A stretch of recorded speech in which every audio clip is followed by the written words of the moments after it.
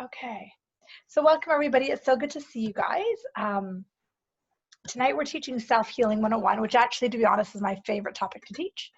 And just to remind you guys, I'm going to teach for 15, 20, 30 minutes. I don't know how long. And other people may or may not join us. It doesn't really matter. And then at the end of it, I'll open up to questions and answers for 10 or 15 minutes, and then we'll kind of wrap it from there. So thank you all for joining live on such a sunny, beautiful day. This week I'm doing self-healing. Next week I'm doing either Divine Feminine, and then the following week I'm doing a Law of Attraction. I think that's the order. I could have it backwards. And then one of the weeks I've moved the time up, I think, but I can't remember. So you guys know, it's on the Eventbrite. I don't remember. No, one of them had to move the time. And I think that's not next week, it's the week after. So I'll remind you guys next week. But welcome. This is my favorite topic to teach, self-healing. It's probably the first topic when I stopped teaching yoga that I started teaching. And one of the reasons it's my favorite topic is because I just, you know what, because I just love it. And then everything I've taught since then, from intuition to abundance to energy medicine, has all been a trickle down from this. But for me, this is, to me, one of the most important things we can learn is how to work with our mind and our emotions and our energy. I'll explain what that means as I go here. So so when I talk about self-healing, I'm not just talking about healing a physical body. I'm talking about healing mental issues, emotional issues, spiritual issues. But the key word is self, what we do for ourself, like within self. And I do believe to the core of my being, everything within us can be healed. Now, that may need some external like TLC, which is perfectly fine. And or it might need a little bit of time, and or it may be something that we heal as much as we can, and that's all we do. And it's not about getting it right or wrong. And I think that's what a lot of us get locked in our heads, is we get it right or wrong if it gets fixed. And with self-healing, that's not what it's about. It's about the journey. Now, one of the reasons I love self-healing is because it forces us to look at ourselves.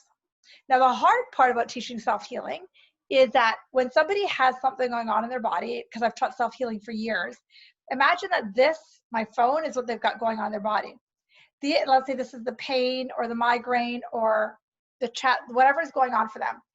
This becomes their dominant focus versus this is just part of me. My phone isn't me. My arm isn't me. My head isn't me. It's just part of me. But the thing is, as humans, we fixated on this. And again, that's one of the reasons that teaching self-healing is challenging, because this becomes our main focus. We're always like, is this hurting? Is this better? Is this not better? And yet this is the reason people start the journey to begin with. So we have to remember that when something occurs, a pain, an ache, a disease, it's not because we're bad, it's because it's to wake us up and push us on our path. So it's not like we're doing something wrong. It's about waking us up, okay? So the more we make this illness, this disease, whatever it is, the more we make it wrong, the harder it is to move forward. And the more we focus on it, the harder it is to move forward. But the more we're just like, it's just it doesn't have to be our main focus, the easier it gets. But again, we have to take our focus off whatever our bodies are creating that needs self-healing, put that in quotes. And I'll use my phone as the thing, whether it be knee pain, leg pain, a headache, whatever. But let's just say my head hurts. Let's just say my head hurts. Within self-healing, we can't focus on this, which is what the majority of our healthcare system does. There's nothing wrong with the fact that our healthcare system does it. It just doesn't. And when we approach self-healing from this work, emotional, mental, spiritual, we have to look at everything outside of this. And that's the thing. We have to put this down. We have to ask ourselves, what are we thinking and what are we feeling? And that's a million times harder than to talk about how much this hurts, how often it hurts, why it hurts, how much it hurts, how it keeps recurring. This is a lot easier to talk about. It's a lot harder to talk about, I'm upset about my husband. I'm angry that this happened at work. I feel betrayed. This stuff is so much harder to talk about than this. Does that make sense? Now, when we're talking about self-healing, the first thing I say to everybody is you have to be willing to look at what your emotions are and not be afraid to say them. I'm going to say that again. We have to be willing to look at how we're feeling and not be afraid to say it. A lot of people are afraid to say, yeah, I'm really angry, blah, blah, blah, blah, blah. A lot of people are afraid to say, I'm really scared, blah, blah, blah, blah, blah. A lot of people are afraid to say, I feel betrayed, I feel sad. Because a lot of people equate admitting those emotions as failure, or they equate admitting those emotions as they're wrong.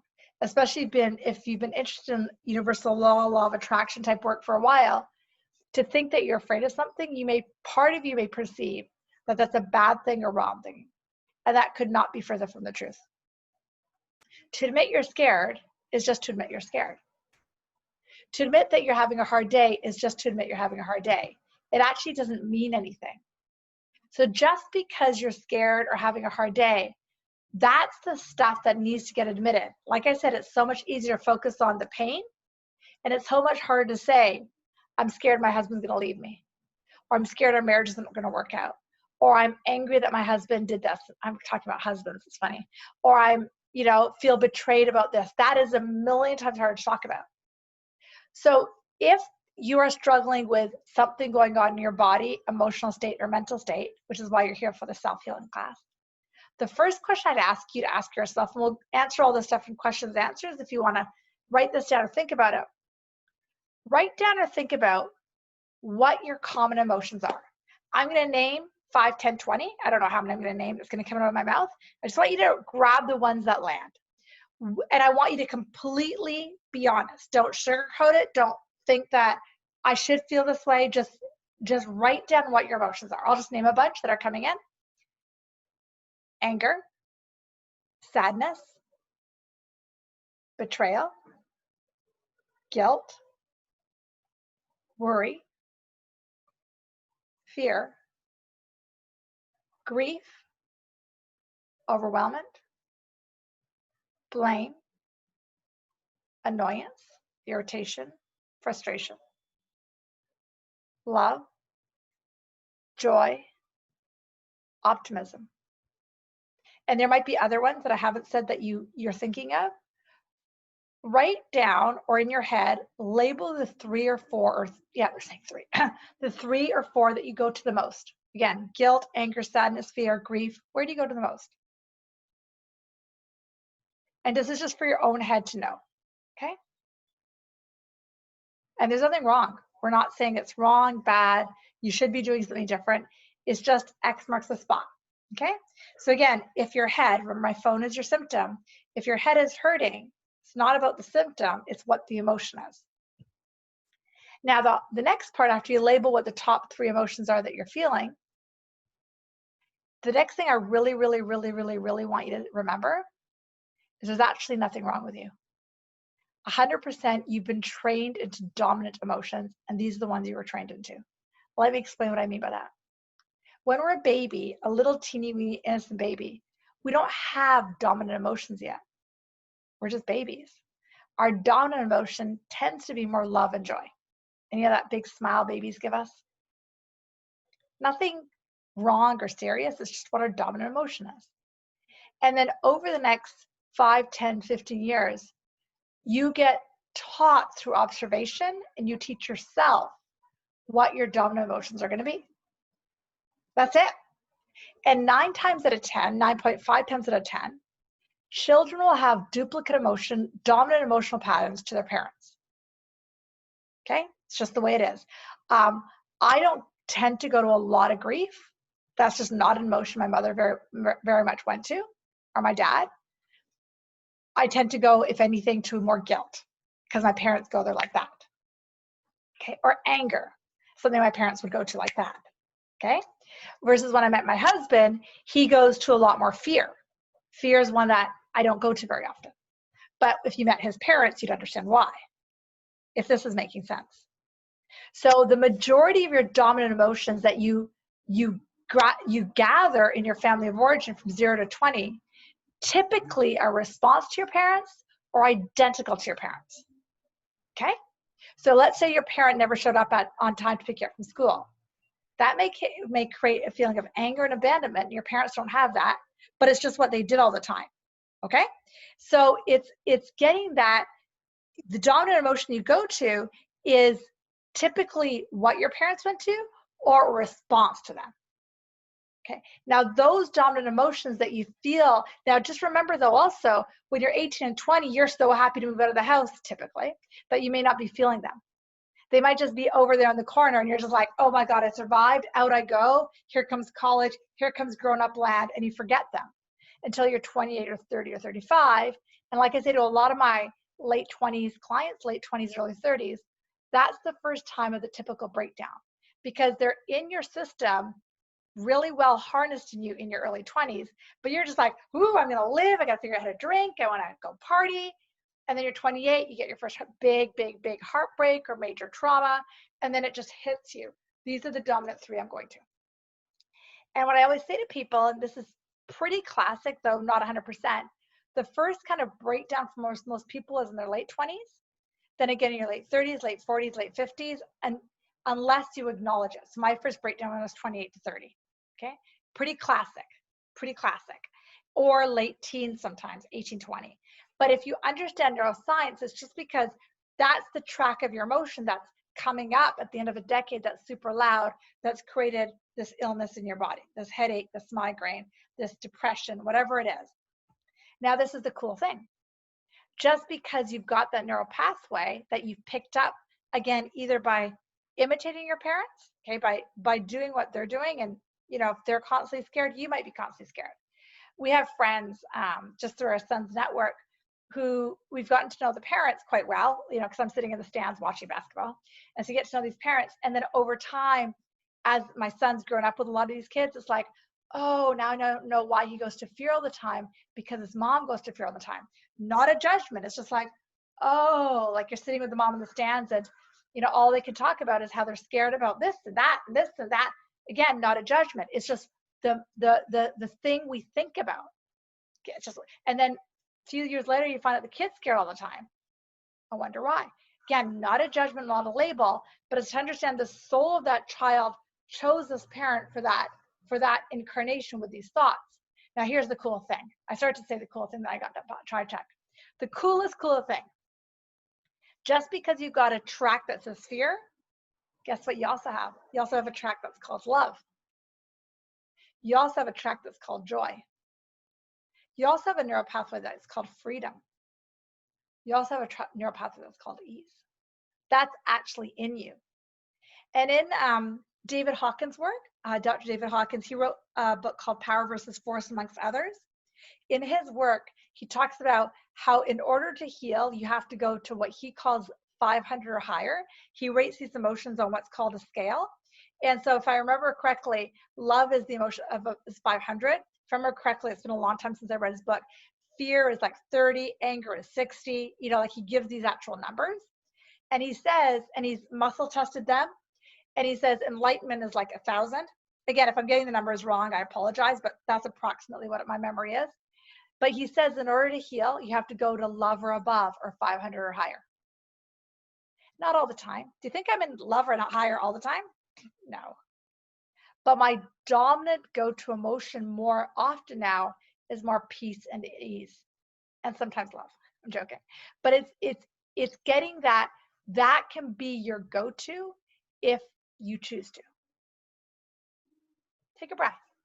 And what it takes is you have to have a concerted desire to wake that new neural pathway up. That's number one.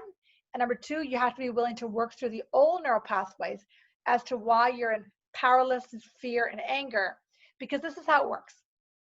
I heard one of you just ask me this question. I heard one of you just ask me energetically, why can't I just wake up love, Divi? Like, why do I have to work through the anger, the fear? Because this is how it works. If you and I were at a baseball game, okay, and we're like, all is good, love, love, love, joy, joy, joy, which is awesome.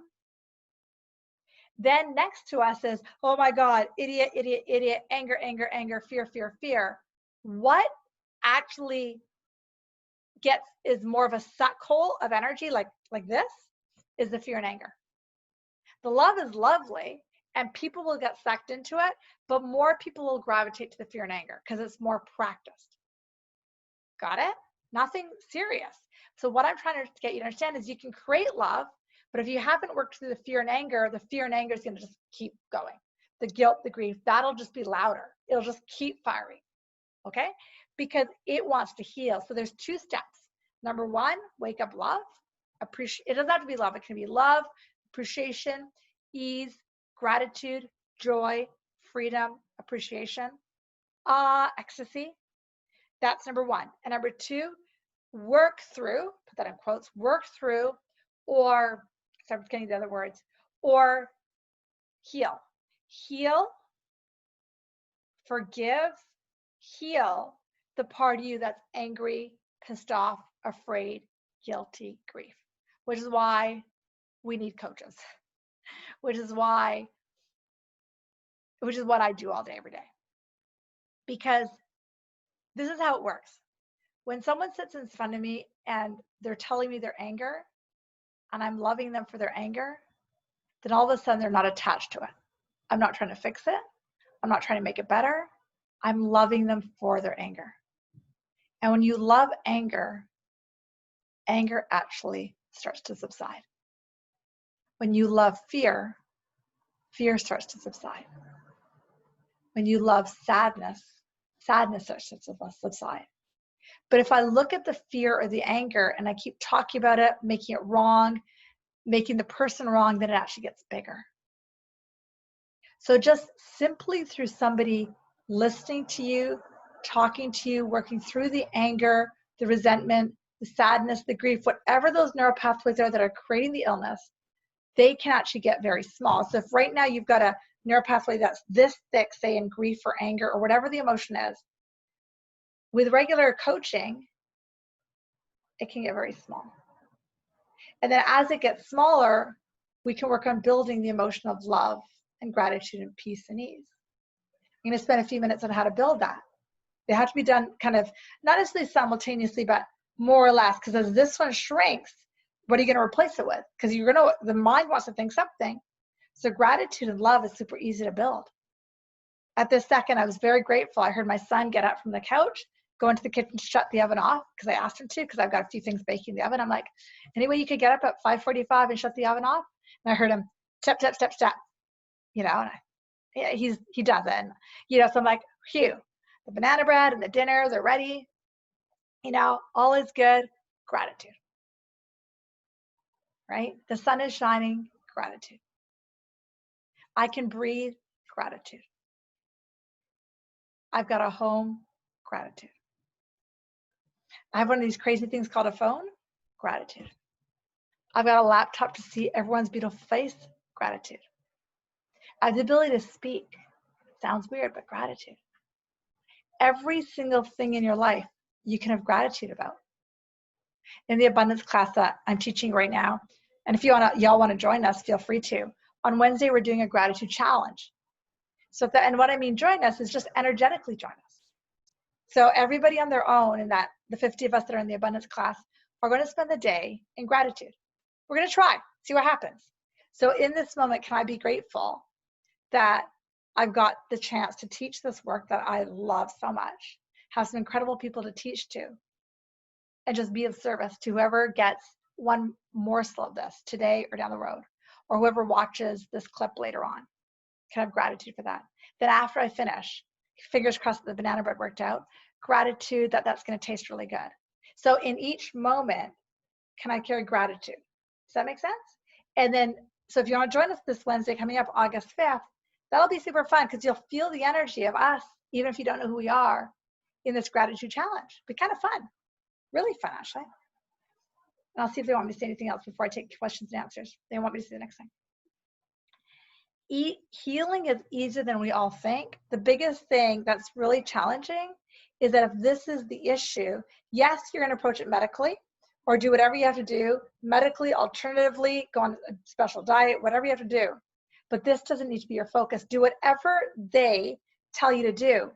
But this being the illness or whatever it is you're struggling with, after you deal with it in the healthcare setting, put it down for a while. Oh, one more question that I'm going to ask you. This is a really important question, and forgive me if this upsets some of you, so forgive me. The one question, there's two questions, sorry, there's two more questions they want me to end with before I take questions and answers. one of the questions is well, if this is whatever the illness or whatever we have that's going on for the self-healing class, does it, on an unconscious level, how does it serve us to have this? And I'll give you an example. Very commonly in the East Indian culture that I'm from, very commonly, and please, I'm not making a racist or a cultural statement. I'm Indian, so I get to say this. What's really common in our culture is for the women who are my age, older, a bit younger, there's studies out there that say East Indian women have a much higher rates of things like chronic fatigue and fibromyalgia. It's actually heartbreaking. It's actually really heartbreaking. Chronic pain, chronic fatigue, fibromyalgia, it's epidemic. And men have a astounding rate of heart disease in the culture I come from. Now, if I ask the woman, how does it serve them to have chronic fatigue and fibromyalgia more commonly, or chronic pain? What they would tell me, if they actually understood this work, they would tell me that when they have fibromyalgia, they get more love. Because what's really big in my culture is for the families to live together. And what happens now is the kids, the millennial generation, so on and so forth, my generation, I want to hang out with my grandmother. My grandmothers are not alive, but my grandmothers are in India when I grew up. So, but this is just the people that live here I'm speaking of. And that is an unconscious reason, because a lot of times, again, in my culture, we are meant to give to our kids at any cost. That's our whole life is about having kids and raising them. And that's a big part of a lot of women, but it's really big in my culture. So then as we get older, the kids leave home. Again, in our culture, they stay with us. They stay in our same home. But then they're so busy, they don't give us any attention. So let me create chronic pain. Again, that is to show you, not everybody with chronic pain does that by any stretch, but it's an example. When I say to somebody, how does it serve you? I'm going deep into your unconscious. I'm giving you a general possibility. Again, I'm not saying everybody. That's one question. Second question I would ask somebody with chronic health issues. Where in your life do you lose your power? Where in your life do you lose your power? So for example, a common example would be when I think of my boss, I lose my power. When I think of my messy kitchen, I lose my power. When I think of my husband always being late from work, I lose my power. Where do you lose your power? And other part to that, where are you not living in your truth? And I noticed that tonight's class has all women, I think, because I can't see everybody yet. But that's super interesting, because as women, living in our truth sometimes is hard, because sometimes as women, living our truth sometimes says no. And a lot of times as women, we're taught not to say that. So they want me to just wrap. Okay. So those are the questions when I'm working with a client with a health issues, or I'm working with them. So self-healing, that's the other stuff I ask them is like so again, just to recap, we did neural pathways, we did love or above, create new neural pathways, work through the old ones. Ask yourself, how is this serving me? And then the last two questions are, where am I not in my power and where am I not in my truth? That's kind of an overview of when I'm teaching self-healing, what I go through. And as you can tell, this is by far one of my favorite topics to teach.